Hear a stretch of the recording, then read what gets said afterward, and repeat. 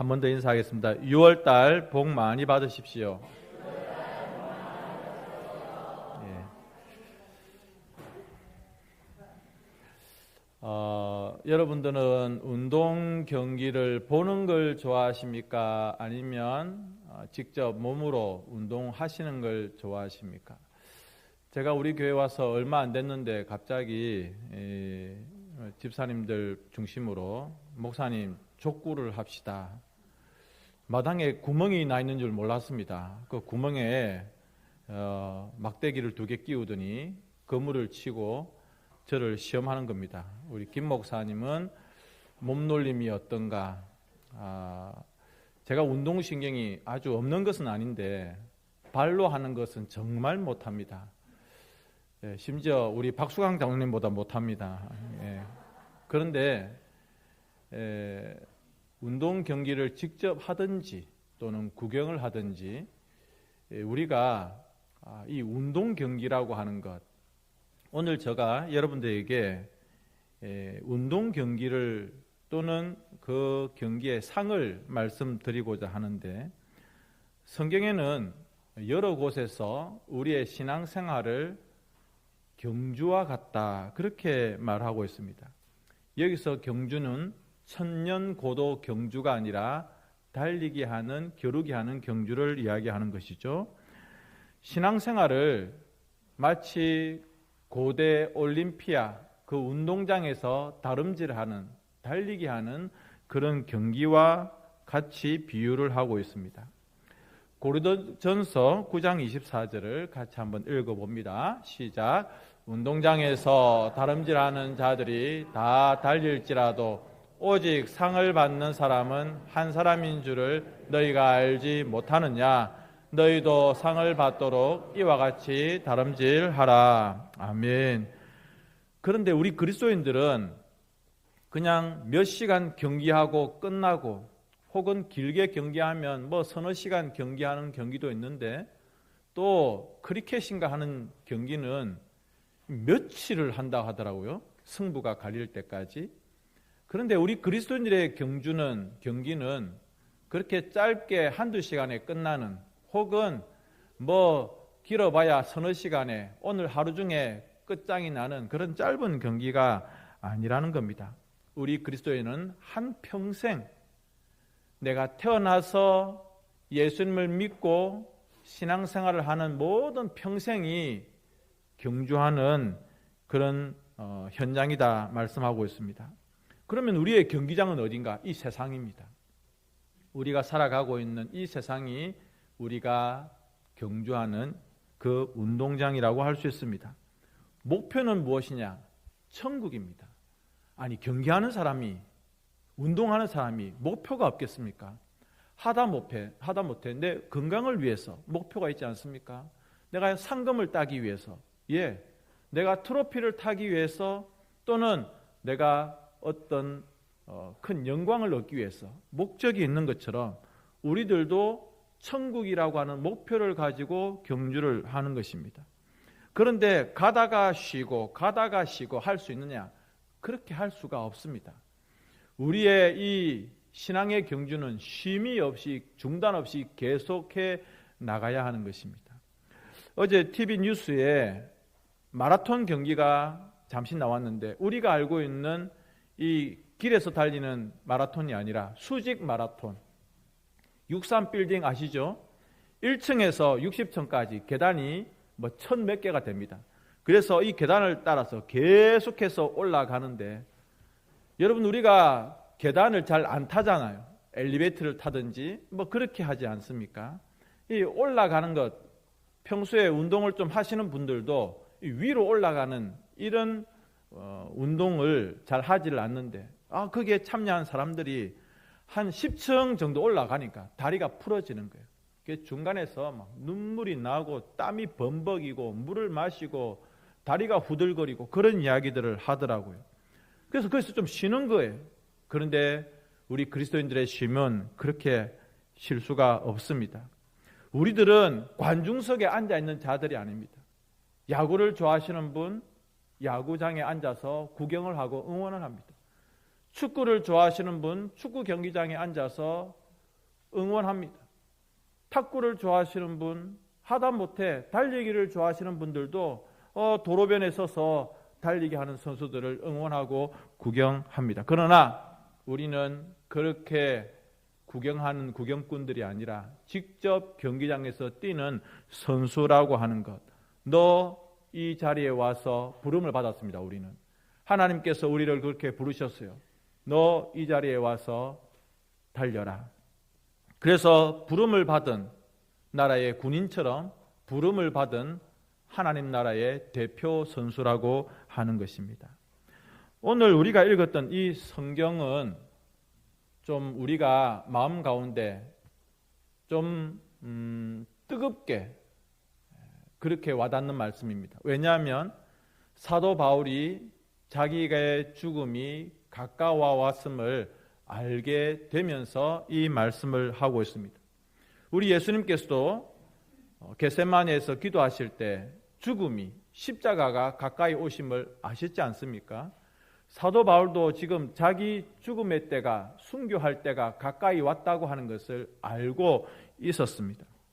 그래서 자기가 다메섹에서 예수님을 만나서 완전히 새 사람이 되고 그렇게 선교의 복음의 전파자로서 평생을 살아왔던 그 모든 시간들을 이제 결산할 때가 다 되었다는 것을 알고 죽음이 가까워 왔다는 것을 알고 하나님 이제 내가 달려온 모든 길들을 이제 완수했습니다. 나의 달려갈 길을 다 달려왔습니다. 라고 그렇게 자기 자신을 평가한다는 겁니다. 그의 그 모든 신앙의 경주, 복음을 전파하고 교회를 세우며 하나님의 나라를 위해서 수고했던 그 모든 것들을 스스로 평가하면서 나는 하나님께서 맡겨주신 이 경기를 잘 마쳤습니다. 라고 스스로 평가한다는 것이죠. 여러분, 마라톤 경기, 우리 가운데 혹시 42.19km 뛰어보신 분이 계실지 모르겠습니다. 자, 이쪽으로 고개를 돌렸는데 아무도 지금 저랑 이렇게 눈을 안 마주치려고 하는 거 보니까 마라톤 경기를 뛰어보신 적이 없는 것 같습니다. 혹시 뛰어보신 분, 장거리를 뛰어보신 분, 저희들은 체력장이라고 1000m를 몇 분 안에 뛰는 그런 학교에 시험이 있었죠. 다 뛰고 나면 다 한마디씩 하는 겁니다. 야, 내가 몇 분 안에 들어왔다. 마치 여러분 경기장을 다 돌고 그 선수가 야, 이제 내가 다 마쳤구나 라고 자기 자신을 생각하는 것처럼 그 경기장의 선수처럼 자기 자신을 비유하는 장면이 오늘 말씀인데요. 오늘 전제와 같이라고 하는 표현이 나와 있습니다. 전제는 뭐냐면 제사를 지낼 때 마지막 순간에 그 뜨거워진 제단에다가 포도주를 붓는 거예요. 혹시 여기에 계시는 우리 여성도님들 집에서 고기를 이렇게 구워 드실 때 포도주를 쓰신 적이 있는지 모르겠습니다. 포도주를 넣어서 고기의 잡내를 조금 없애고 맛을 더하기 위해서. 근데 향이 어때요? 굉장히 진합니다. 그런 것처럼 그 제단에다가 포도주를 부어서 향기가 진동하는 그것으로 이제 제사를 다 마쳤다, 끝마무리했다라고 하는 것을 다 알게 되는데 마치 부어지는 포도주처럼 그 제사의 마지막 순간처럼 자기 인생의 마지막이 다 되었다라고 하는 것을 사도 바울이 이야기하고 있는 것입니다. 그러면서 자기의 죽음의 그 마지막이 순교가 될 것이라고 하는 것을 사도 바울은 알았습니다. 여러분, 성도의 제일 큰 영광이 무엇일까요? 순교입니다. 저는 우리 지역에 순교자가 있는 교회, 통합적 교회입니다. 그 앞을 몇 번, 육통교회죠. 몇 번 왔다 갔다 하는데 그 교회 앞에 있는 그 기념비가 참 감사하고, 교단은 다르지만 그때 무슨 일이 있었는지 저는 정확하게는 다 모릅니다만은 그러나 그 교회의 그 순교비가 참 감격스럽습니다. 여러분, 성도들이 이런 일을 하다가 죽을 수도 있고 저런 일을 하다가 죽을 수 있지만 가장 영광스러운 죽음은 바로 순교라고 하는 것인데, 이 사도 바울은 자기가 이 부어지는 포도주처럼 순교로 하나님께 영광 돌리고 자신의 삶이 마감될 것을 알고 있었는데, 그것을 두려워하거나 겁내는 것이 아니라 마치 하나님의 그 영광의 나라에 가는 여행의 마지막 과정인 것처럼 그것을 받아들이고 있는 것입니다. 여러분, 우리가 신약 성경을 보시면 신약 성경 곳곳에 사도 바울의 그 전투적인 복음 전파의 현장들을 볼 수가 있습니다. 얼마나 열심히 그가 그 길들을 달려왔는지, 그래서 그는 이렇게 이야기합니다. 나는 선한 싸움을 싸웠다. 우리가 싸움하면 별로 안 좋게 생각합니다. 아우, 옆집하고 싸웠다. 아유, 왜 그랬어? 아이고, 내가 오늘 남편하고 싸웠다. 아이고, 왜 그랬어? 아이고, 오늘 자식들하고 내가 싸웠다. 에휴, 좀 참지. 싸움은 별로 좋은 게 아닌데요. 오늘 앞에 무슨 글자가 붙어 있냐면 선한 싸움을 싸웠다. 누구랑 싸웠기에 선한 싸움이라고 하는가? 마귀랑 싸웠고 죄와 싸웠고, 그러면서 끝까지 충성하는 마음을 그가 가졌다는 것입니다. 제가 앞에서 달리기 이야기를 좀 드렸는데, 마치 42.195km, 요즘은 선수들이 얼마나 훈련을 많이 하고 또 달리기 기술이 좋아졌는지, 옛날 우리나라의 송기정 선수가 베를린 올림픽에서 1등 할 때의 그 기록이 2시간 30분대인가 40분대인가 그랬습니다. 그런데 지금은 2시간, 거의 2시간, 심지어는 그 2시간의 벽을 깨는 그런 시간들이 가까워지고 있습니다. 그런데 우리는 우리의 보통 체력으로는, 여기 건강한 우리 청년들도 앉아 있고 또 운동에 제법 일가견이 있는 분들이 계시지만은 42km가 넘는 이 거리를 우리가 글쎄요, 한 3시간 안에, 4시간 안에 달려낼 수 있을까요? 굉장히 길고 또 힘든 자신과의 싸움입니다. 중간중간에 포기하고 싶은 마음들도 있습니다. 이거 그냥 포기해버릴까? 내가 이 마라톤 경기, 경주 벚꽃 마라톤 대회 달려가봐야 금메달도 아니고 그냥 완주했다는 메달 하나, 그 금으로 다 된 것도 아니고 그냥 금도금 비슷하게 되어 있는 그거 하나 받고, 인증서 하나 받고, 도장 하나 딱 찍고 사진 한 장 찍는데 내가 이거 달려야 될까? 심장이 터져 나가려고 하는데 이거 달려야 되나? 그런 생각이 들 때도 있습니다. 여러분, 신앙생활 지금까지 60, 70, 80 해오면서 중간에 힘들지 않았습니까? 남편이 반대합니다. 그러면 가정의 평화를 위해서 그냥 그만둘까? 자식들이 예를 미깁니다. 교회 다니봐야 소용없구나. 사업이 꼬입니다. 그냥 그만둘까? 이런 여러 가지 생각들이 들 때가 많이 있을 것입니다. 그러나 여러분, 신앙생활이라고 하는 것은 그렇게 짧게 근시안적으로 2년, 3년만 할 게 아니라는 거예요. 우리는 길게 20년, 30년, 나의 평생에 걸리는 이 신앙의 경주를 볼 수 있는, 마치 장거리 경주와 같은 것이 신앙의 경기인 것입니다. 끝까지 다 달리고 나면 그러면 뭐가 있느냐? 성경에는 의의 면류관이 준비되어져 있다. 성도님 여러분, 이 소망을 가지시고 여러분이 이 신앙의 경주를 다 달려나가고 난 이후에 결승점을 통과하면 무슨 일이 벌어지느냐? 천국에 이미 와 있는 모든 천국 백성들이 나의 그 천국 입성을, 그 결승점에 들어온 것을 환영하면서 막 손뼉을 치고 환호를 하며 주님께서 면류관을 들고 우리를 기다리시면서 수고했다. 끝까지 달려온다고 수고했다. 충성했구나. 면류관을 씌워주시고 우리의 땀 범벅, 눈물 범벅을 씻어 주실 것을 우리가 소망하면서 이 신앙생활을 하시는 것 아닙니까? 히브리서 11장에 보면 그 어렵고 힘든 그 신앙의 경주들을 달려나온 위대한 믿음의 영웅들이 나오고 있습니다. 여러분, 히브리서 11장을 우리가 믿음장이라고 하는데 거기에 보면 얼마나 기라성 같은 믿음의 영웅들의 이름이 있습니까? 성경에 있는 그분들의 이름들을 보면 어떤 생각이 드세요? 기가 팍 죽지는 않습니까? 야, 이 사람들은 아브라함, 야곱, 다윗, 와, 이 사람들은 우리하고 종자가 틀리다. 종자가. 사람 자체가 틀리다. 이렇게 생각이 들지 않습니까?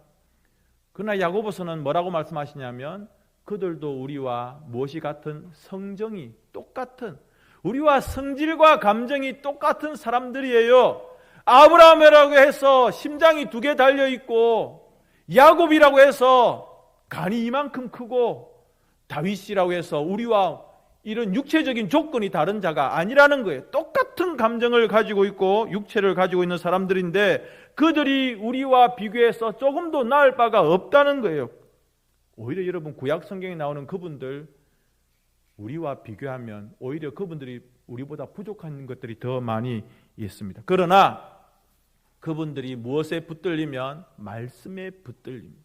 하나님의 약속 붙잡고 신앙을 마음 가운데 품으면 그런 위대한 인물들로 하나님께서 만들어 가신다. 인간적인 연약함들이 분명히 있습니다만은, 그러나 그 연약함 가운데 하나님의 그 강함을 끌어당겨서 그것을 믿음으로 삼으면 하나님께서 위대한 믿음의 사람들로 만들어 가신다고 하는 것입니다. 인간은 질그릇이고 나는 흙인데 하나님의 그 강함이 내 가운데 역사됨으로 하나님께서 우리에게 주신 이 경주를 끝까지 달려갈 수 있다고 하는 것이 비결인 것입니다. 기드온 겁쟁이였습니다. 바락 담대하지 못해서 상을 여자한테 빼앗겼습니다. 삼손 유혹에 넘어갔습니다. 다윗 자기 부하의 아내를 범했던 사람입니다. 그러나 여러분, 이 기드온이나 바락이나 삼손이나 다윗이나 자기 자신이 아닌 하나님의 말씀을 의지했을 때 마침내 승리하는 인물들이 되었습니다. 이 자리에 계시는 우리 모두는 과거에 실수가 있고 과거에 허물이 있습니다. 들춰내면 부끄럽고 누가 알게 될까 봐 참 부끄러운 그런 부분들이 있습니다만은, 그러나 그럼에도 불구하고 주님의 말씀을 의지하면 하나님께서 나로 하여금 반석 위에 세워주시는 축복이 있음을 믿으시기 바랍니다. 다니엘과 3명의 친구들, 여러분 사자굴을 이긴 사람들 아닙니까? 뜨거운 풀물불을 이겨낸 사람들입니다. 성경 어디를 봐도 다니엘의 친구들이 불가마를 들락날락하면서 뜨거운 열을 잘 참는 훈련을 하였더라, 그런 거 없습니다. 삼손은 어떻습니까? 자기의 머리털이 다 잘리고 눈이 뽑히고 그렇게 소처럼 짐승처럼 붙들려 있었지만은 그러한 가운데 하나님께 기도하며 성령의 힘을 구했을 때 지금까지 물리쳤던 모든 적들보다 더 많은 적들을 이기는 강함을 얻지 않았습니까? 기도원을 보십시오. 겁쟁이였습니다. 그래서 조그만한 그 타작 마당 구덩이에 들어가서 자기 먹을 거 깨작깨작 그렇게 타작하던 그런 사람이었습니다. 우리말로 속되게 말하면 아주 좁쌀 같은 그런 인물이 기드온입니다. 그런데 하나님께서 그에게 나타나셔서 큰 용사여 라고 했을 때, 그가 하나님의 붙들림을 받았을 때 수십 년을 괴롭혔던 미디안 족속들을 물리치는 하나님의 사람이 되지 않았습니까? 히스기야 왕은 어떻습니까? 그도 육체의 질병, 외적의 공격, 심히 많은 문제들을 가지고 있었지만은 하나님의 약속을 받았습니다.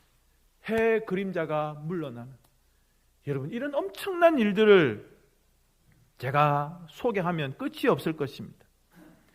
하나님의 나라는요, 이처럼 믿음을 가진 사람들에 의해서 확장되어져 가고 발전되어 온 것입니다.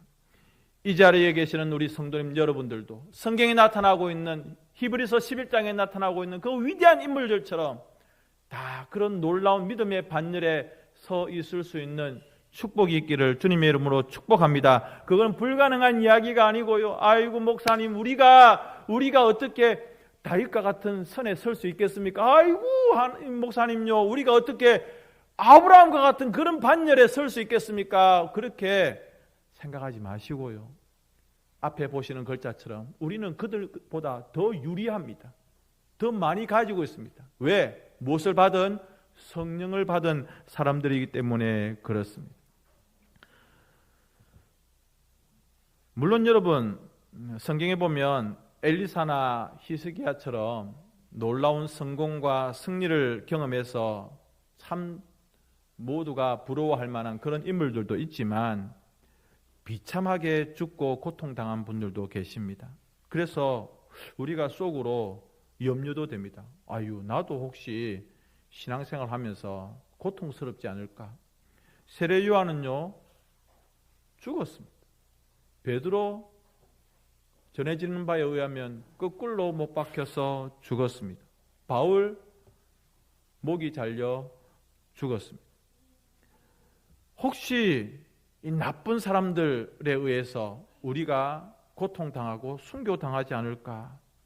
앞에서 말씀드린 것처럼 순교가 우리의 가장 큰 상이라고 하는 것을 믿으실 수 있는, 그래서 여러분 주님을 위하여서 하나님 나라를 위하여서 믿음을 위하여서 죽을 때에 다윗처럼 이 바울처럼 그것이 하나님 나라에서 가장 큰 상이 있을 것이다.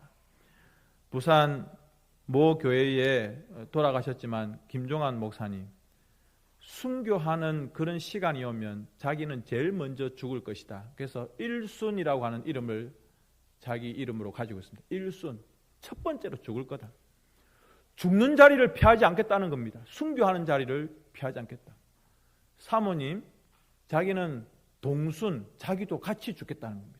순교의 자리에 같이 죽겠다. 그리고 자녀들, 반순, 우리도 같이 다 죽는 자리에서 비급하게 물러서지 않고 다 같이 일순, 동순, 반순, 그것이 그분들 그 가족의 이름이고 목표였습니다. 여러분, 물론 하나님이 항상 우리에게 좋은 상황만 주는 것은 아닙니다. 힘들고 어려운 순간도 있고 또 눈물 나는 시간들이 있을 것입니다. 그러나 중요한 것은 이 세상의 고통은 잠깐이라고 하는 것입니다. 하나님 나라에서 우리가 누릴 그 영광과 좋게 비교할 수가 없습니다. 여러분, 올림픽 선수들이 태릉 선수촌 혹은 진천 선수촌에서 얼마나 고생을 합니까? 그 고생을 하지만 수년을 준비하지만 마지막 시상대에서 금메달, 은메달, 동메달을 받고 그들이 환하게 그 메달과 꽃을 들고 태극기 앞에서 그렇게 손을 흔들 때 그 기쁨은 지난 2년, 3년 혹은 10년의 그 훈련과는 비교할 수가 없는 것입니다. 성경에 보면 이사야는 톱으로 켜서 죽임을 당했습니다. 예레미야와 스데반은 돌에 맞아 죽었습니다. 그렇지만 그분들은 말로 할 수 없는 그러한 고통 가운데서도 믿음으로 실패했다라고 성경이 평가하지 않고 믿음으로 승리했다라고 말하고 있습니다. 겉으로 보기에는 톱으로 켜서 죽임을 당한 이사야가 진 것 같습니다. 겉으로 보기에는 돌에 맞아 죽은 스데반이 진 것 같습니다만 진정한 승리는 바로 그분들이 하신 것입니다. 겉으로 보기에는 그들이 약자이고 겉으로 보기에는 그들이 죽임을 당했기 때문에 약자인 것 같은데, 패배자인 것 같은데 하나님은, 성경은 그렇게 평가하지를 않는다고 하는 것입니다. 때문에 여러분, 신앙의 선배님들을 우리가 부러워만 하지 말고 우리도 그러한 분들처럼 이미 우리는 성령을 받은 자이기 때문에, 그러면 이제 마지막으로 승리의 면류관을 위해서 무엇을 해야 될까? 조금 전에 말씀드린 것처럼 우리는 성령을 받은 사람들입니다. 구약에 나타나고 있는 그 위대한 성경의 인물들 혹은 신약에 있는 그 위대한 사도들만큼이나, 아니 그 이상으로 우리는 하나님의 은혜, 주님의 은혜를 받았다고 하는 것, 특히 예수 그리스도의 은혜로 말미암아 우리가 구원받았다고 하는 것은 구약의 성도들은, 신약의 성도들은 상상도 할 수 없는 엄청난 은혜인 것입니다. 때문에 이 세상에서 우리에게 보여주는 여러 가지 유혹의 손길, 야, 이렇게 해야 성공하는 거야, 이렇게 해야지, 이렇게 돼야지 너가 영광을 받는 거야 라고 하는 그런 거짓말에 속으면 안 됩니다. 세상이 보여주는 그런 화려한 것에 쏟고, 세상이 보여주는, 들려주는 그 달콤한 거짓말에 속아서 신앙을 내팽개치는 그런 일들이 없어야 하는 것입니다. 사업하는 분도 계시지만 투자를 하지 않습니까? 투자를 했는데, 내가 돈을 투자하고 시간을 투자하고 많은 것을 투자했는데 그 투자만큼의 결과가 나오면 보람되지만 그 투자한 것이 잘못되면 얼마나 아쉽습니까? 여러분, 평생 후회하지 않을 곳에 투자하시는, 영적인 것에, 신앙적인 것에, 하나님 나라에 투자하시는 여러분이 되시기를 주님의 이름으로 축복합니다. 하나님의 큰 상이 있을 것입니다. 그래서 그 하나님의 상을 바라보면서 어떠한 고난도 참고 이기며 간절히 바라기는 세상이 감당치 못하는 믿음의 사람이 되실 수 있기를 바랍니다. 믿음으로 아벨은, 믿음으로 에녹은, 믿음으로 아브라함은, 여러분, 이분들이 다 믿음으로 승리를 하신 위대한 분들입니다.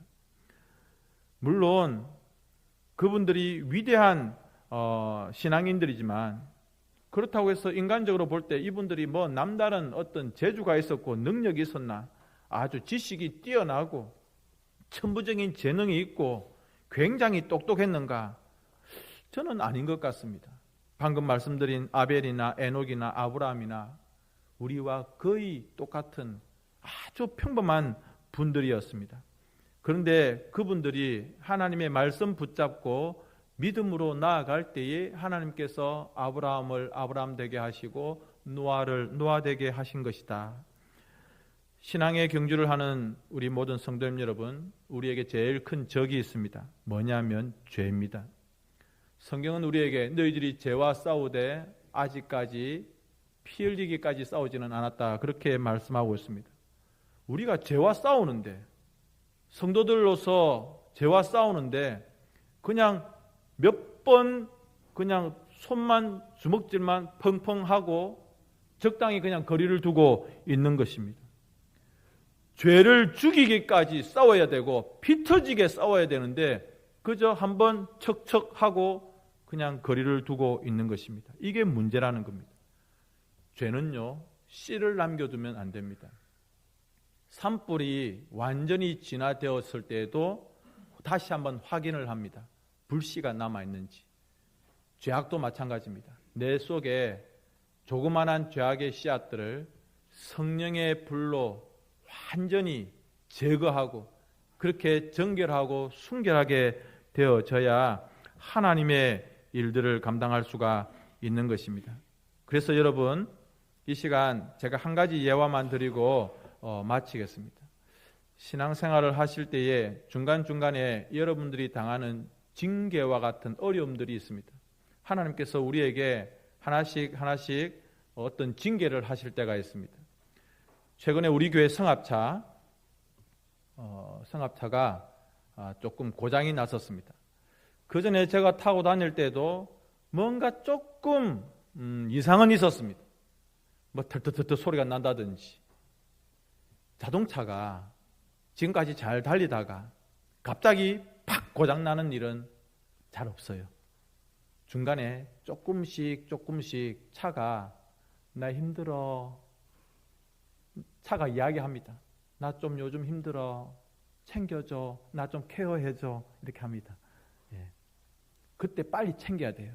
그런데 우리는 뭐 괜찮겠지, 차가 그렇게 신호를 보여주는데 괜찮겠지 하다가 크게 차가 고장나는 경우들이 있습니다. 여러분, 인생 가운데 혹시 하나님의 징계가 있을 수 있습니다. 누구누구 성도야, 너 이렇게 하면 안 되는데 하면서 하나님이 탁탁 브레이크를 걸어주고 신호를, 사인을 보여줄 때가 있습니다. 그거 오해하시면 안 됩니다. 앞에 보이는 글자처럼 하나님의 징계는, 내 삶에 톡톡 던져주는 그 가시는 하나님이 우리를 벌 주는 게 아니라 위장된 축복이라고 하는 것입니다. 그런 것들을 통해서 내가 다시 한번 내 자신을 돌아보고 영적으로 무장하고 이 길을 잘 달려갈 수 있는, 그래서 이것을 잘 이기면 실망하고 왜 이래 하면서 투덜투덜대면서 낙심하지 말고 이것을 좋은 마음으로 잘 받아들이시면 나중에 이것이 나에게 큰 축복이 되어지고 열매가 되어진다고 하는 것입니다. 벌써 6월달입니다. 6개월을 지나오면서 여러분들은 전반기를 어떻게 평가하시겠습니까? 사도 바울은 나의 달려갈 길을 잘 달렸다 스스로 평가하고 있습니다. 이거 교만이 아닙니다. 자기의 마지막 순교의 자리를 남겨놓고 하나님 잘 달려왔습니다. 여러분 너무너무 자기 자신에 대해서 아름답게 평가하고 있는 것 아닙니까? 여러분 2024년 1월 달부터 이제 상반기 지나가고 있습니다. 어떻게 평가하시겠습니까? 여러분 자신들을 이 6월 점검의 달에 한번 평가해 보십시오. 내가 잘 달리고 있는지 그렇게 잘 돌아보시면서 낙오하지도 말고 후퇴하지도 말고 마침내 그 빛나는 승리의 면류관을 주님께 받아서 쓰시는 우리 모든 옥산의 가족들 되시기를 주님의 이름으로 축원드립니다. 이 시간 우리 함께 기도합니다.